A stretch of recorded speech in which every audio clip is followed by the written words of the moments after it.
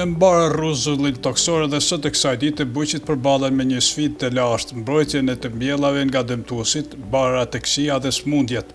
Me parë zgjidhja shpesh ishte mbështetja e madhe në pesticide kimike, por me kalimin e kohës, ato zgjidhje të shpejta sollen pasoja për mjedisin, për shëndetin e njeriut dhe madje edhe për vetë të mbjellat.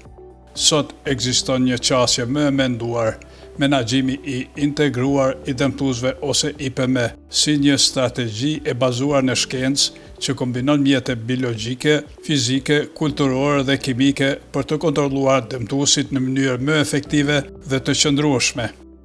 Në këtë dokumentar do të eksplorojmë se si IPM fuqizon bujqit, mbron ekosistemet dhe promovon sigurinë ushqimore, duke reduktuar njëkohësisht varësinë nga kemikatet e dëmshme.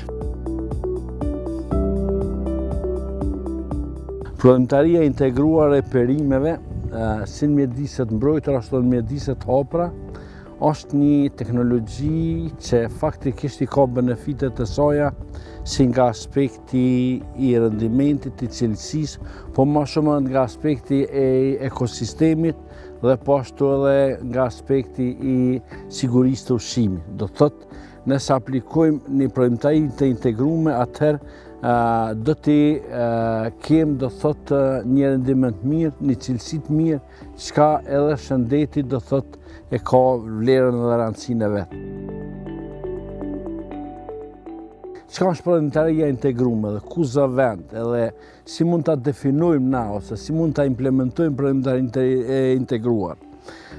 Faktikisht prodhimtaria integruar është në mes prodhimtarisë konvencionale dhe asaj prodhimtarisë organike.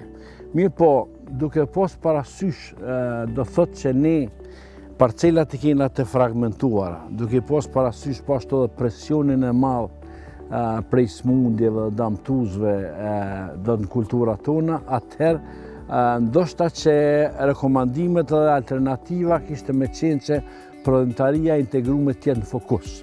Çka përmban, çka përfshin prodhimtaria integruar, si implementohet, kush e implementon, kush janë aktorët.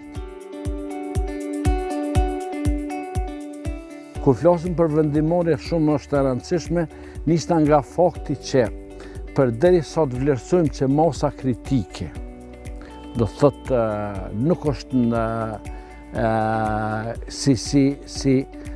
mos thamë si barierë që ne duhet me përdor atër pse të përdorim.